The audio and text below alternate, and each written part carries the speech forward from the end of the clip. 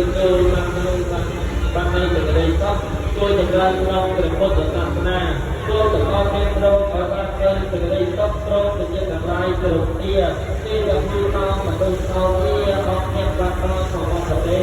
តែបានទៅហើយជាទេវតាឬក៏ទៅក៏ឲ្យទៅនៅជាអ្នកជាអ្នកប្រសើរហើយគឺស្មារតីពេលឡើងទៅពីធម៌ទៅទៅក៏ទៅតាមកម្លាំងកាយនៃកិច្ចរត់ទាំងឡាយស្មោះថាគឺអ្នកបានទៅពេញហើយទៅមកហេតុបញ្ញា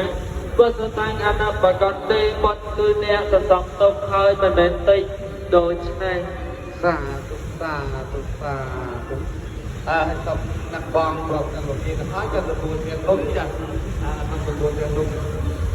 ដាក់ក្នុងខិតចិត្តឲ្យកាត់លោកទៅដាក់ក្នុងតបមុខទៅ